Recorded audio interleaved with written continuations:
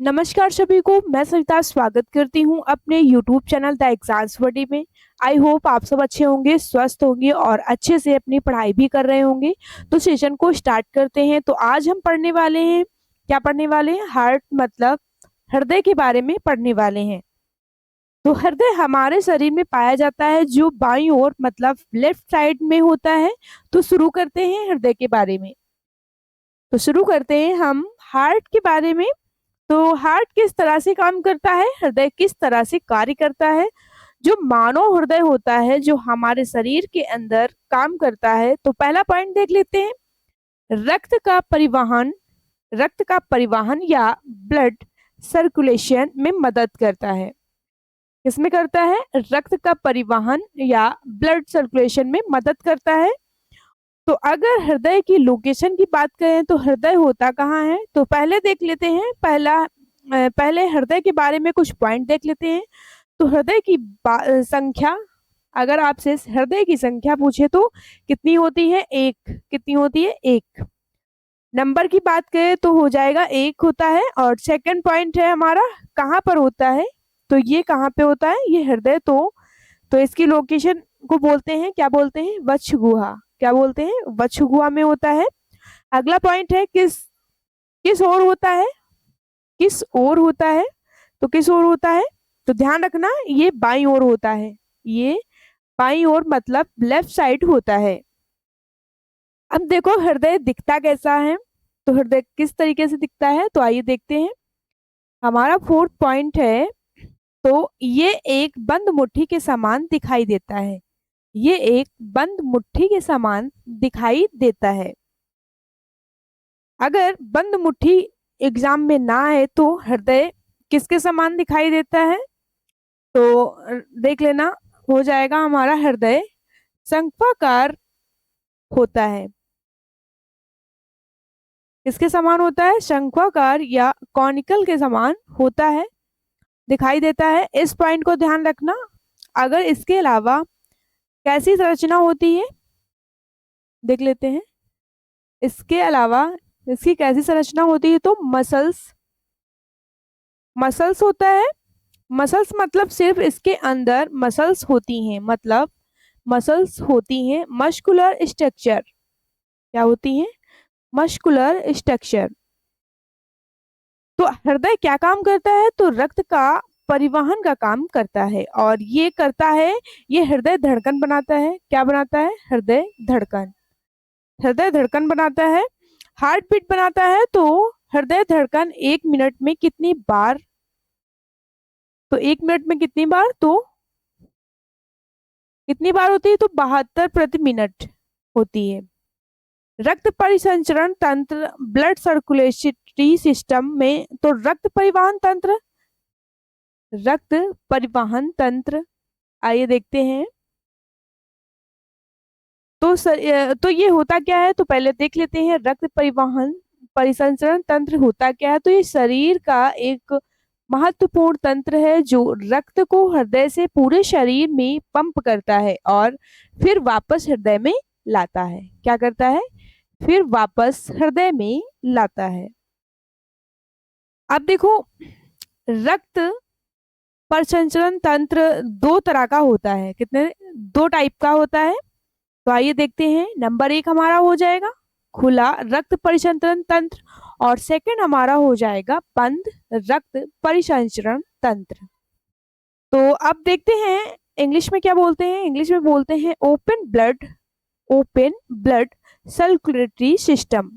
एक होता है हमारा closed circulatory system, blood circulatory system. अब देखो इन दोनों में अंतर क्या होता है, तो आइए देखते हैं इन दोनों में अंतर क्या होता है।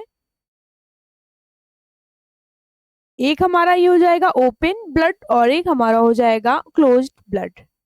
तो अब इन दोनों में अंतर देख लेते हैं। तो नंबर एक पे हमारा ये हो जाएगा खुला परिसंचरण तंत्र, नंबर दो पे हो जाएगा बंद परिसंचरण तंत्र। तो अंतर देख लेते हैं। तो समझते हैं, जैसे ये एक कमरा है, ये एक क्या बना हुआ है, ये एक कमरा बना हुआ है।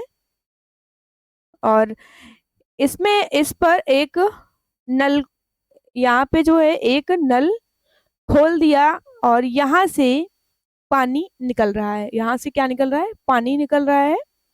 इस पानी को हमने यहाँ इस पानी को हमें कहाँ पहुंचाना है? तो हमें यहाँ पहुंचाना है। और ये एक कमरा है, यहाँ देख लेते हैं बंद। तो यहाँ पे देख लेते हैं क्लोज्ड ब्लड में, तो देख लेते हैं ये भी एक कमरा बना हुआ है और इसमें भी एक नल है, इसमें भी ये एक नल लगा हुआ है और इस नल से भी क्या निकल रहा है? पानी निकल रहा है। इस नल से भी पानी निकल रहा है, पानी। लेकिन इसमें मैंने एक जोड़ दी नली। क्या? एक ये नली है, नली है। इस नली में इसमें क्या है? इसमें नली नहीं है, इसमें नली नहीं है।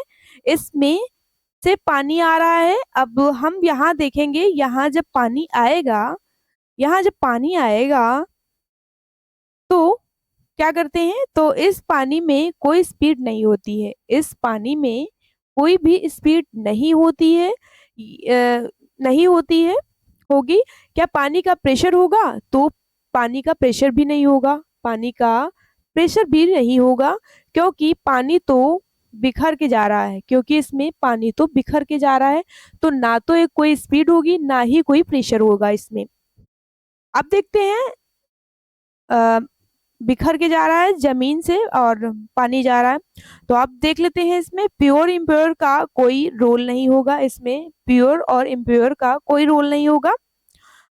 और अगर यहाँ पे कोई वस्तु रखी है, यहाँ पे जैसे कोई वस्तु रखी हुई है, तो वो सीधा संपर्क में होगी किसके? पानी के। अब देखो यहाँ क्लोज में देखते हैं, क्लोज ब्लड सर्कुलेटरी सिस्टम में देखते हैं, तो यहाँ पर भी कुछ वस्तु रखी हुई है, यहाँ पे भी कोई कुछ वस्तु रखी हुई है।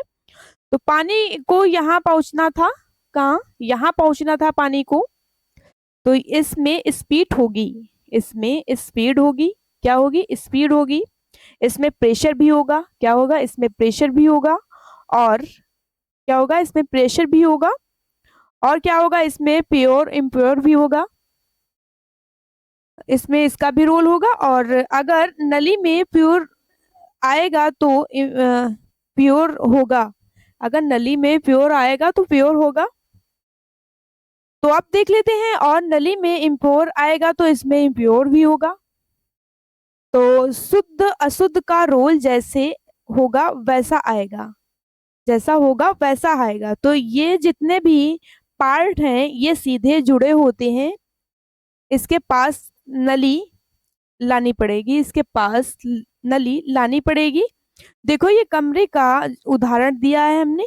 अब जो जीव होते हैं जिसमें जिसमें खुला रक्त परिवहन होता है, उसके अंदर नली नहीं होती है। अब देख लेते हैं हम, ये तो हमने आपको उदाहरण बताया है फिलहाल, और हम इसके पॉइंट देख लेते हैं अब सीधा। तो इस जिसमें उसके अंदर नली नहीं होती है, मतलब जो खुला परिवहन है होता है उसके अंदर नली नहीं होती है। कौन सी नलियां? धमनी और शिरा। दूसरा, जैसे मानो हम लोगों के अंदर कैसा होता है? तो हम लोगों के अंदर कैसा होता है?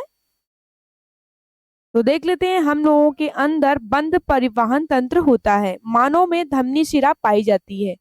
मानव में क्या पाई जाती है? धमनी शिरा पाई जाती है। और देख लेते हैं, हम लोगों ने स्पीड भी है, हम लोगों में स्पीड भी है। क्या है? स्पीड भी है। और इन दोनों में अंतर समझ में आ गया होगा, इन दोनों में अंतर समझ में आ गया होगा। इसमें दाब या प्रेशर, गति, स्पीड नहीं होती है।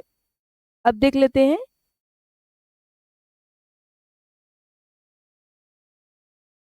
हमने आपको उदाहरण के तौर पे ये पढ़ाया है, अब इनको डिटेल में पढ़ते हैं।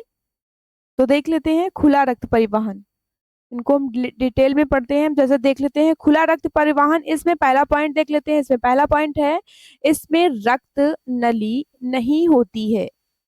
क्या नहीं होती है? रक्त नली नहीं होती है। अब बंद रक्त परिवहन में देखते हैं, तो इसमें नली होती है। क्या होती है? इसमें नली होती है।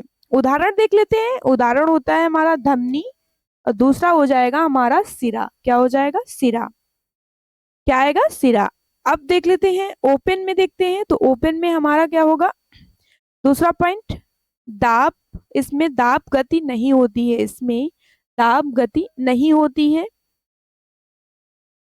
इसमें स्पीड कॉमा प्रेशर होता है, इसमें स्पीड कॉमा प्रेशर होता है। अब तीसरा पॉइंट देख लेते हैं, इसमें प्योर और इम्प्योर का अंतर नहीं होता है, इसमें प्योर इम्प्योर का अंतर नहीं होता है।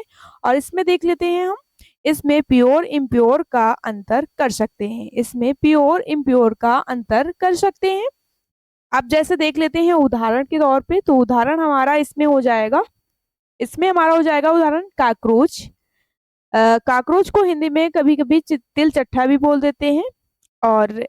और क्या होगा, प्रॉन, और इसके अंदर और क्या आएगा हमारा, कीट मतलब इंसेक्ट, और फिर आएगा हमारा मकड़ी, क्या आएगा, मकड़ी। इसके अंदर धमनी शिराएं नहीं होती हैं, इसके अंदर धमनी शिराएं नहीं होती हैं।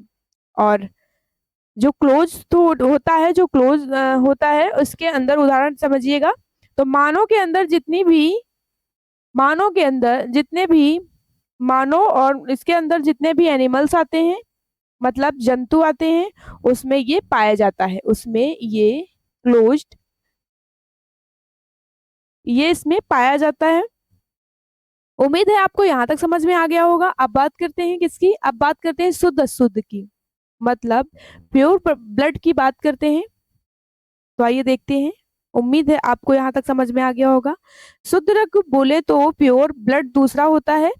तो अब देख लेते हैं इम्प्योर ब्लड। अब देखो बात करते हैं कि शुद्ध रक्त, जिसमें शुद्ध रक्त की बात करते हैं तो जिसमें O2 होती है, मतलब जिसमें ऑक्सीजन होती है, वो कैसा होता है, तो वो प्योर ब्लड होगा, क्या होगा, शुद्ध रक्त होगा। और देख लेते हैं, अब बात करते हैं अशुद्ध की, किसकी बात करते हैं, अशुद्ध की। तो जिसमें जिसमें O2 नहीं होगा, मतलब ऑक्सीजन नहीं होगा, वो इम्प्योर रक्त होता है, वो अशुद्ध रक्त होता है। कहाँ होता है, तो हम देख लेते हैं इसमें heart to body, heart to body या हृदय से शरीर की ओर जाएगा। शुद्ध रक्त कहाँ जाएगा, हृदय से शरीर की ओर जाएगा, किसकी ओर, शरीर की ओर। अब देखो अशुद्ध रक्त कहाँ जाएगा, तो ये बॉडी से हार्ट की ओर जाएगा, कहाँ जाएगा, ये बॉडी से हार्ट की ओर जाएगा। और ये डायरेक्शन होती है शुद्ध और अशुद्ध रक्त की चलने की। तो चलिए उम्मीद है यहाँ तक आप लोगों को समझ में आ गया होगा। तो अब देखते हैं मानव में बंद रक्त परिसंचरण तंत्र या परिवहन तंत्र होता है, कैसा होता है, तो देख लेते हैं।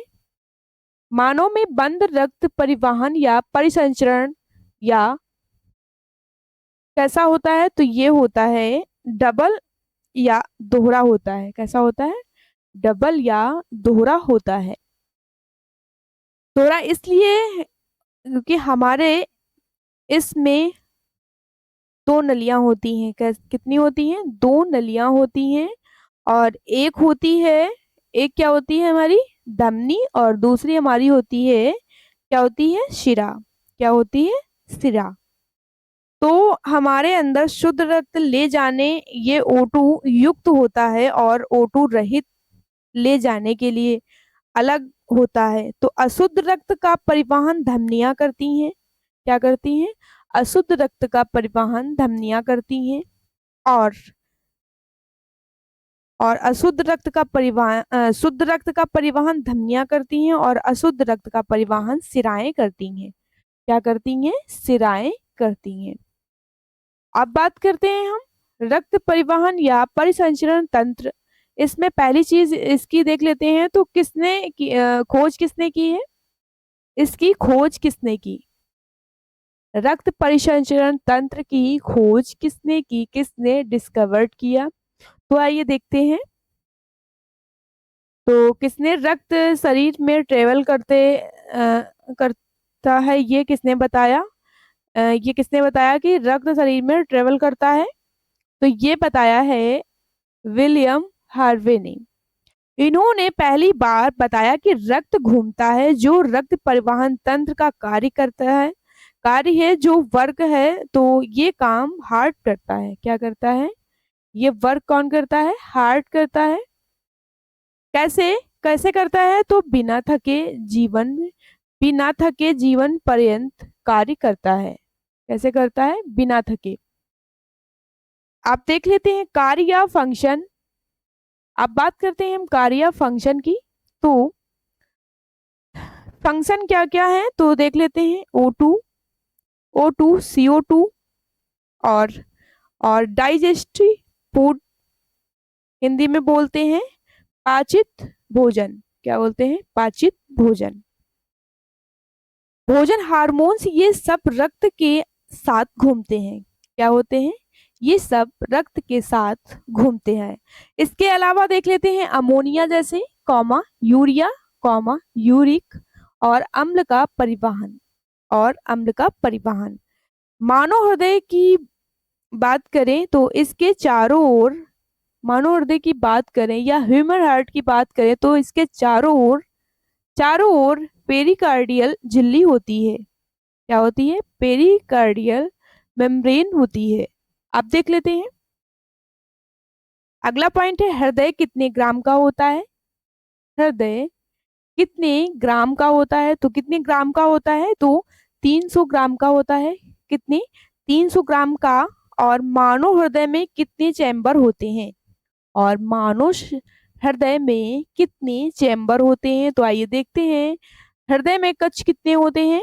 किसमें? मानव में। तो कितने होते हैं? 4 कक्ष, मतलब 4 चैम्बर होते हैं। कितने होते हैं? 4 चैम्बर। चैम्बर ऑफ हार्ट, अब ये चैम्बर क्या होते हैं? तो जो 4 डिब्बे मानव हृदय में हैं इन्हें को हम चैम्बर या कक्ष कहते हैं। क्या कहते हैं? चैम्बर या कक्ष कहते हैं। अब बात करते हैं पहली चीज है ऐसे कौन से जीव जिसमें 2 चैम्बर होते हैं। कोई भी एग्जाम हो यहाँ से प्रश्न जरूर आता है। तो मछली के हृदय में कितने चैम्बर होते हैं या कितने कक्ष होते हैं? किसमें? मछली के हृदय में कितने चैम्बर होते हैं? तो कितने होते हैं? तो मछली के हृदय में 2 कक्ष होते हैं। कितने होते हैं? 2 चैम्बर होते हैं। कितने होते हैं? 2 चैम्बर होते हैं। अब मछली या फिश के हृदय को वीनस हार्ट कहते हैं। क्या कहते हैं? वीनस हार्ट कहते हैं। अब देख लेते हैं दूसरा पॉइंट है हमारा 3 चैम्बर 3 कक्ष किसके हृदय में होते हैं? 3 चैम्बर या 3 कक्ष किसके हृदय में होते हैं? तो किसके होते हैं? तो उभयचर क्या होते हैं? तो ये जो जल स्थल दोनों में रहते हैं उन्हें हम क्या कहते हैं? उभयचर। जैसे हम उदाहरण देख लेते हैं। उदाहरण हमारा है, ध्यान रखना, उदाहरण हो जाएगा हमारा मेढक। क्या होगा? मेढक। तो दूसरा उभयचर के अलावा और किस में होता है? तो ये होता है सरीसृप। किस में होता है? सरीसृप। सरीसृप क्या होता है? तो इसे इंग्लिश में बोलते हैं रेप्टाइल्स। रेप्टाइल्स वो होते हैं जो रेंग कर चलते हैं। क्या होते हैं? रेंग कर चलते हैं, उन्हें हम सरीसृप या रेप्टाइल कहते हैं। जितने भी इसमें होते हैं, जितने भी सांप और इसी में आते हैं, जैसे अजगर हो गया और छिपकली हो गया। और बात करते हैं इंग्लिश में छिपकली इंग्लिश में बोलते हैं लिजार्ड बोलते हैं। और जैसे हो गया हमारा क्या? कछुआ। ये सब इसमें आते हैं 2 चैम्बर। कितने आते हैं? 2।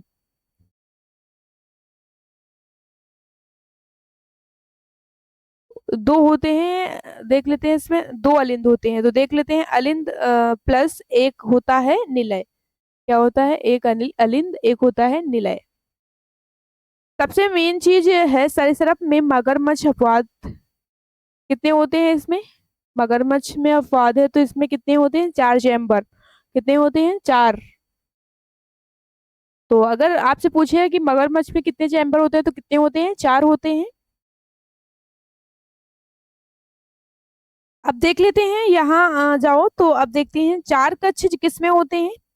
अब बोलते हैं हम 4 कक्ष या 4 चैम्बर किस में होते हैं।